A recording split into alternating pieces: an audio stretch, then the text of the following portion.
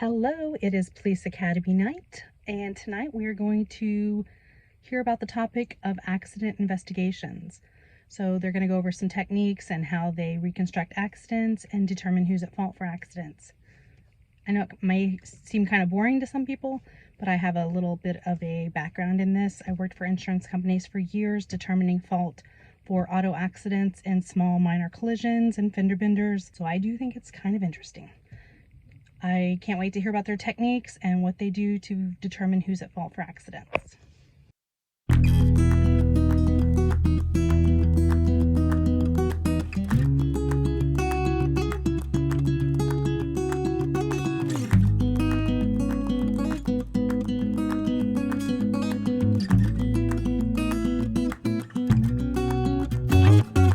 The Signal 30 Squad.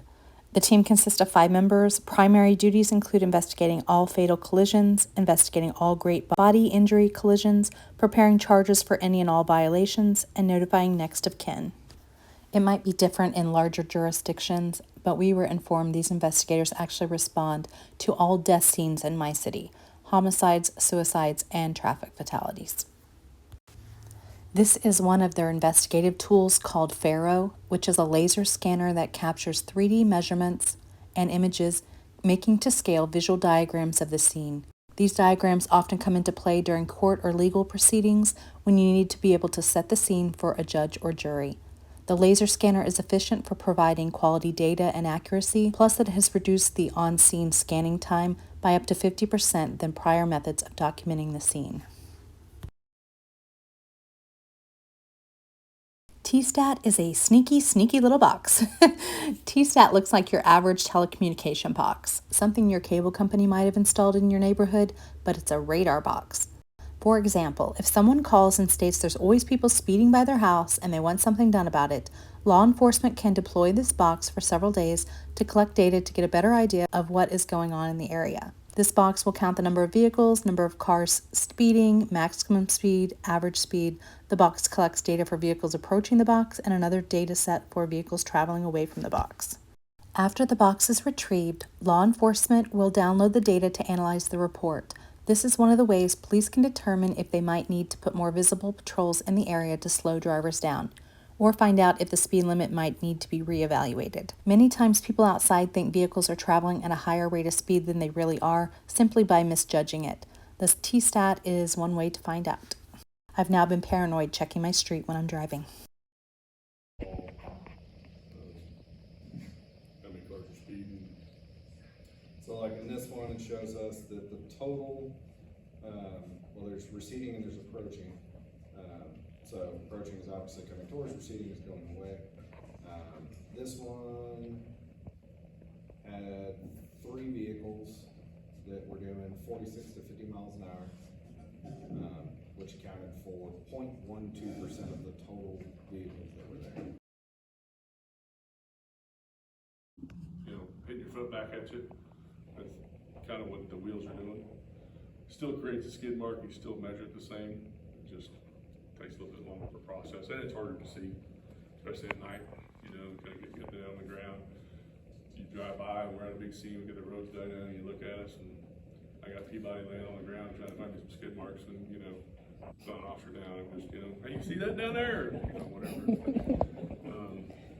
And we use a lot of different calculations for stuff, you know. Tires are so different now than what they were when I first started. I've got like a whole gamut of different tire specs for different ones. You got the big trucks now, big wheels. So it's the tread on them is more is hitting the pavement than what a regular tire is. So it changes your dynamics a little bit, so you have to know a whole lot about tires and stuff like that. That kind of deal.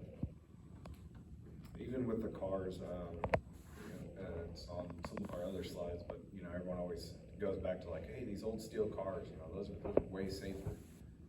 They're not. They don't have all the crumple zones and things that cars do now that help mitigate that force that's on the driver. Because every bit of energy that goes into a crash has to come out of the crash. So so it goes through. The old steel cars, they might have held up a lot better, but the occupants of the cars did not.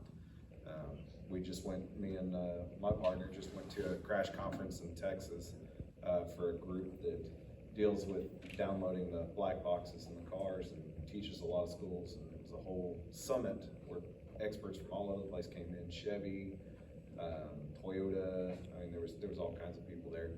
But it's gotten so advanced with a lot of these cars that there's actually pyrotechnics built into the hoods of vehicles, so that if they strike a pedestrian, the car registers, hey, this is possibly a pedestrian, calculates the time it will take them to get to the hood based off the speed, and blows the pyrotechnics so that the hood comes back and helps cushion the person as they're hitting the hood. So cars have gotten insanely advanced. You know, everyone always complains that, man, cars are just so much right now. They are, but there's a lot that goes into them. Even as far as your pedestrian avoidance systems, things like that, there's even ways to download that and see the photographs that the car was seeing as, hey, this is a pedestrian, this is an object that, you know, we need to be looking for, even down to automatic braking. So there's a lot of technology that are crammed into cars that you have no idea that's in there. I will tell you, don't trust that technology so much. Okay? You go drive your car, drive your car. Don't let your car drive you. Black box. Basically, it's your airbag control module. What you may not know is the airbag control module records everything you're doing inside your car.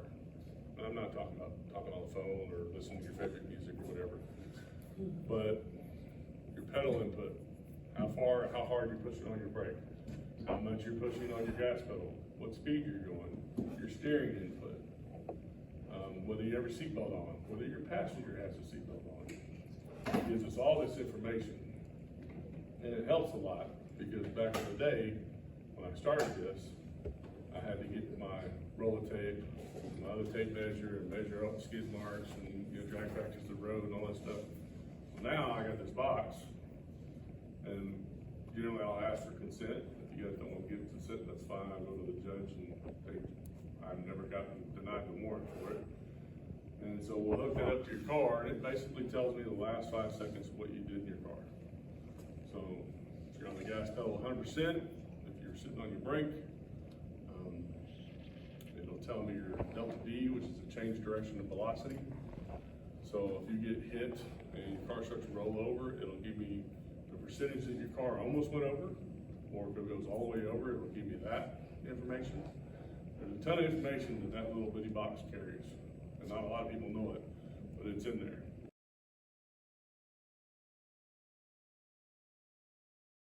The rear brake by your foot, when you push down, because it will pick up single cab. It actually went through his knee and out the backside. And he was so intoxicated, and when the fire department was trying to cut it off so he could try to save his leg, he started punching the fire department. They actually had to call into the back cab, put him in a little sleeper hold, and hold on to him so he cut that thing off and get him out of the car. The white car on the fence, that young lady was running from Oklahoma City Police Department. She was intoxicated. She lost control, flipped her car, she got ejected. I used to have pictures of her laying on the road, but I was told not to do that anymore. So you guys are eating, so I don't know. So, yeah, she died instantly. That young man right there decided to end his life. I guess he did try to do it the most wild way possible. He was traveling westbound on Bellevue or Belmont. He was doing 108 miles an hour. The crowd on the road, the post, back when it was just 2-lane road. This is back in the day, how long ago it was. Just a 2-lane road over there. He hit that. There's a wall on the other side for Hunter's Run or whatever. Went through the wall, skipped up, he ended up in the tree. We had to cut the car down out of the tree. He was stuck up in the tree.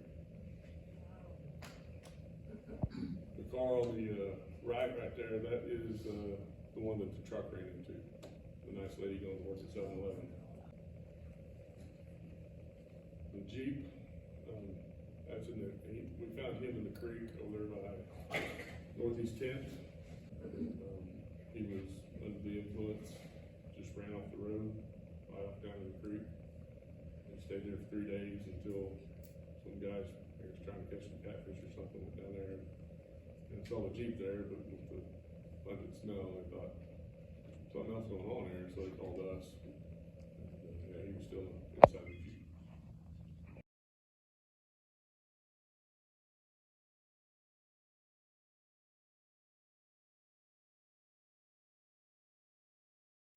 I'll let you talk about the motor units that you can be in.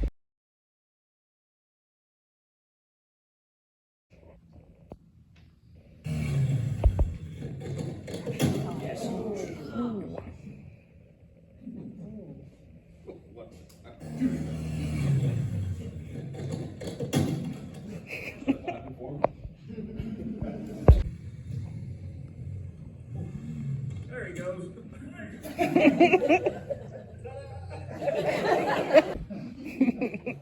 This is the iron cross, which is basically 4 what we call box turns.